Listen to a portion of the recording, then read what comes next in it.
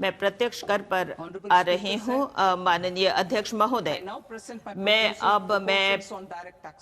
प्रत्यक्ष करों पर अपनी प्रस्ताव रख रही हूँ। नया जो आयकर अधिनियम है, जुलाई 2024 में मैंने ये घोषणा की थी कि 1961 अधिनियम को हम संशोधित करेंगे और ये 2025 में पूरा कर लिया गया और 1 अप्रैल 2026 से ये लागू किया जाएगा। और ये जो सरल किया हुआ जो हमारे नियम हैं उसकी घोषणा हम बहुत जल्दी करेंगे। और मैं चाहती हूं कि करदाता इसको अच्छी तरह से देखे। इसको इस तरह से रीडिजाइन किया गया है कि आम आदमी जो है उसको कोई मुश्किल नहीं होगी इसको समझने में।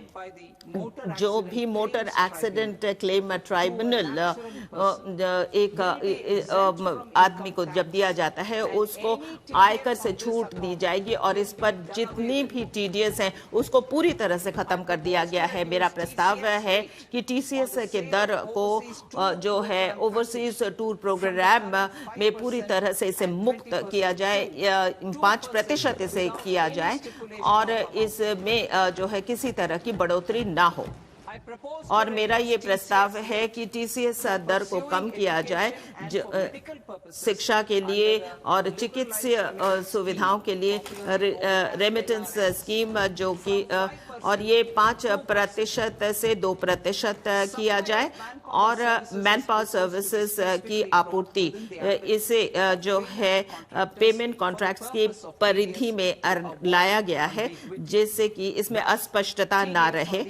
इस पर जो टीडीएस रखा गया है वो 1% या फिर 2% रहेगा। मेरा एक प्रस्ताव है छोटे जो करदाता है उनके लिए, जहां पर एक ऑटोमेटेड प्रक्रिया के तहत वो जो है नील डिडक्शन प्रमाण पत्र उन्हें प्राप्त कर सकते हैं। उन्हें असेसिंग ऑफिसर के साथ जो है आवेदन फाइल करने की जरूरत नहीं है। और जिनके पास सिक्योरिटीज है बहुत सारी कंपनियों में, मैं डिपॉजिटरी से ये कहूंगी वो फॉर्म 15G या 15H जो है सबमिट करे और इसे प्रत्यक्ष रूप से अलग अलग जो तर्कसंगत कंपनी है उनको दे। इसके साथ जो संशोधित जो तिथि है 31 दिसंबर से 31 मार्च, उसमें बहुत कम फी आप दे करके फाइल कर सकते हैं और टैक्स रिटर्न को बहुत सहज रूप से आप दें। और IT1 और IT2 रिटर्न जो है 31 जुलाई तक आप फाइल करें और नॉन ऑडिट बिजनेस केस और ट्रस्ट को 31 अगस्त तक समय दिया जाएगा।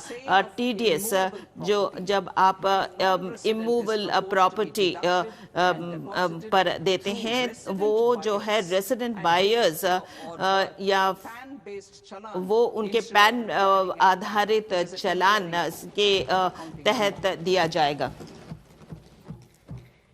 और साथ ही साथ व्यवहारिक मुद्दों को हल करने के लिए जो युवा प्रोफेशनल्स हैं, छात्र हैं, टेक कर्मचारी हैं, ऐसे लोगों के लिए मेरा प्रस्ताव ये है कि 6 महीने का फॉरेन एसेट डिस्क्लोजर स्कीम की घोषणा हम कर रहे हैं। इसमें डिस्क्लोजर किया जा सकेगा, प्रकटीकरण किया जा सकेगा कुछ विशेष स्थानों के लिए और ये 2 श्रेणियों के लिए उपलब्ध होगा। जो करदाताओं की श्रेणियां होंगी, ऐसे लोग जिन्होंने ओवरसीज या विदेशी आय का अभी तक प्रकटीकरण नहीं किया है, दूसरा उनके लिए जिन्होंने इसका प्रकटीकरण कर दिया है और साथ ही साथ टैक्स उन्होंने अदा कर दिए हैं लेकिन उनको इसका लाभ नहीं मिल पाया है।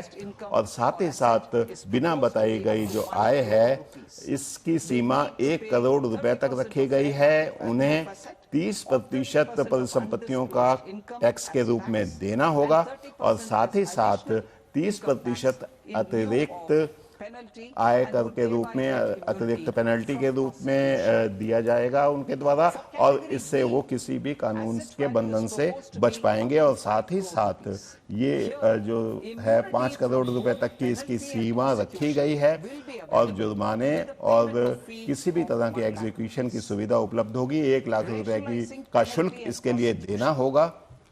और अगर आप जुर्माने की बात करते हैं, बहुत सारे स्थानों पर ईज ऑफ डूइंग बिजनेस के बारे में हम काम कर रहे हैं। जो पेनल्टी के प्रोसीडिंग्स हैं वो सामान्य तरीके से आगे बढ़ाई जाएंगी, और जो करदाता है उस पर अतिरिक्त किसी भी तरह का कोई कर या जुर्माना तब तक नहीं लगाया जाएगा जब तक उसकी अपील का समय चलता रहेगा, अपील की प्रक्रिया चलती रहेगी। इसके अलावा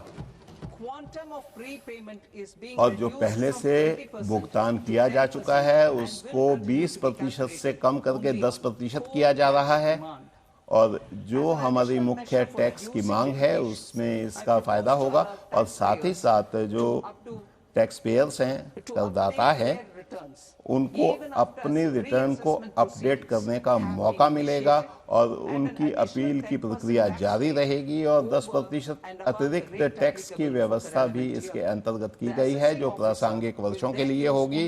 जो असेसिंग ऑफिसर है, ये जो संशोधित रिटर्न है उसको ध्यान में रखेगा। एक ऐसा ढांचा बनाया गया है जिससे आप जुर्माने से और अन्य गतिविधियों से, अन्य कार्रवाइयों से बच पाएंगे। और साथ ही साथ ये फ्रेमवर्क जो है ये इस बात को भी इंगित करता है कि अगर सही तरीके से रिपोर्टिंग नहीं की गई है टैक्स की, तो इसके लिए 100% टैक्स, और साथ ही साथ इसके अलावा जुर्माने की व्यवस्था भी इसके अंतर्गत की जाएगी। और जो तकनीकी रूप से जैसे अकाउंट्स की ऑडिट नहीं हुई है और ट्रांसफर प्राइसिंग ऑडिट रिपोर्ट नहीं लगाई गई है, और पूरी तरीके से रिटर्न को भरा नहीं गया है, तो ये C सेक्शन के अंतर्गत आएंगे, और इसके बारे में भी व्यवस्थाएं की गई हैं।